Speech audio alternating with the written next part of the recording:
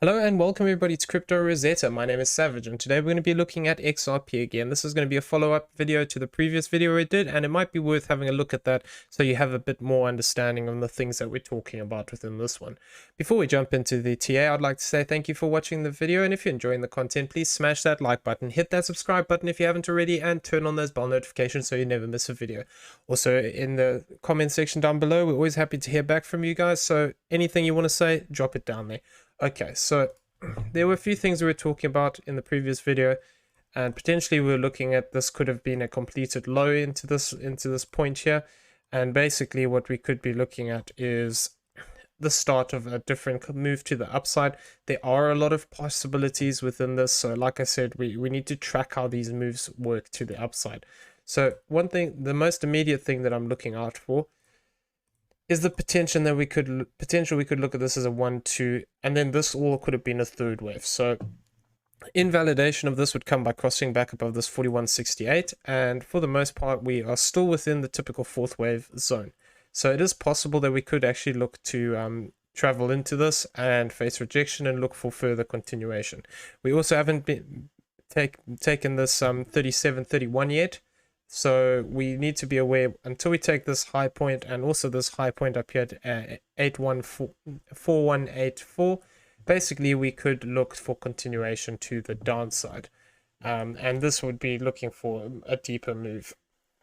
So within this, basically, we're still within this range, and we're talking about the possibility that we could see this be an A wave to the upside here, and we're looking for that B wave retracement, looking for that to become a 3-wave move to the upside. And basically within this, if this was to take place, what we'd be looking at, actually it was off of this high here rather, what we could be looking for potentially is a move back down towards this this 3268 to this 3112 zone. So this would be an area that I would be looking to target out for this. It is, however, possible we could have just had a shorter B wave here, and we could look to push up from this point. However, we need to bear in mind that there is still that potential for a drop to the downside here for a little bit more action, downside action to play out here. So what we'd be looking for with this is effectively we'd be looking at this as an A wave, looking for that B wave, and then looking for that C wave to the downside. So if we go from this high point here, effectively we've come up and we've tested this 702. So I wouldn't really want to go too much higher than the 786 unless it's going to become a flat correction, in which case it can technically come back up and cross this point and still look for a C wave to the downside. So within this move, I'm going to just get rid of this for a second. What we could potentially look for here is this B wave to potentially move up to this one. It's already come up to this 1-to-1, so we've already also touched this 1.236 zone, so it's possible we could actually look to reverse from here. However, we could see a little bit more of a push up if we do move past this 1.618 though. However, then we'd have to be looking at this as a potential 5-wave move within here, and then we'd be looking for that 4th and that 5th to the upside. So that would be a 3rd wave move if we do look to progress up into there. So there is a possibility, like I said, that we could be looking for a breakout from here, though we don't have enough information to say this yet, and we would want to see break back up of this 3605, and then looking for that that impulsive trigger point for this as a wave 1. Otherwise, this could just be a zigzag, and we could look to break to the downside. So until we actually start to see some bigger structure here, there's nothing really to get too excited about. Okay, so within this, basically, if I come back down into the 1 hour, let's go. The other thing that we want to talk about is the potential that we're looking for the breakout here. So the 4th wave target zone, which we are looking for potential rejection, is this 0.454 to this 0.3452 zone. So worked off of this retracing up to this 0.382. That would be this 3772 zone, and that would actually look for us to push down back into this 2843 to this 2599 zone. So we need to be aware this is a potential option, and the only way that gets invalidated is by moving back above this 4190 area. Okay, So let's toggle onto the other options now. We were talking about the potential. I'm going to get rid of all these other moves here. So we're talking about the potential of moving up here as a 5-wave potentially. And what we were saying is effectively we could be looking at this as a 5-wave move into here, and then this looking as a wave 2 or a B wave. So it is possible, like I said, that we have completed this B wave here. However, it is also possible that we have this as a bigger B wave to the downside, and we could look to target out this this green box area here.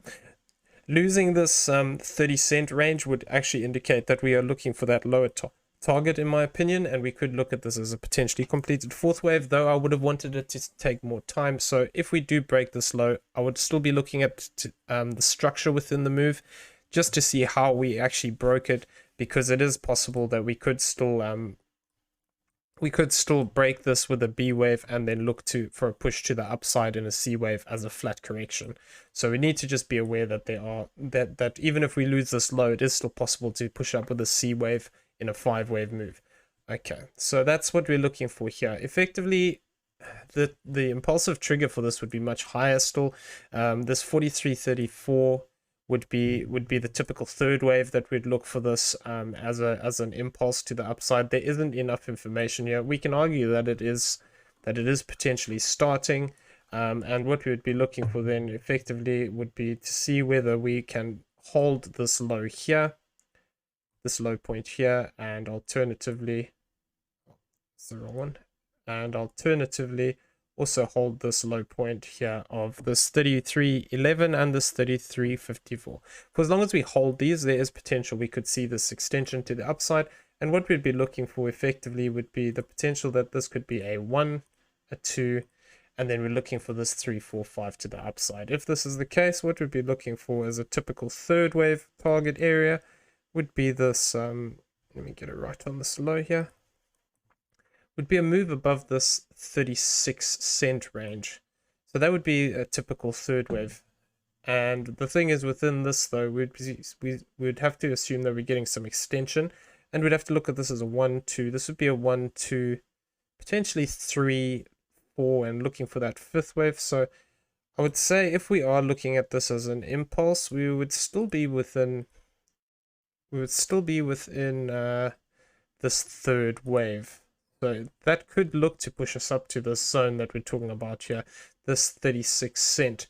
That could indicate that we would be looking to move up there. And basically within the subwaves here, what we'd be then looking for is this is a 1, 2, this is a 3, 4, and then we'd be looking for a 5 to the upside. So the typical 5th wave off of this zone would be this 35.63 to this 35.93 zone.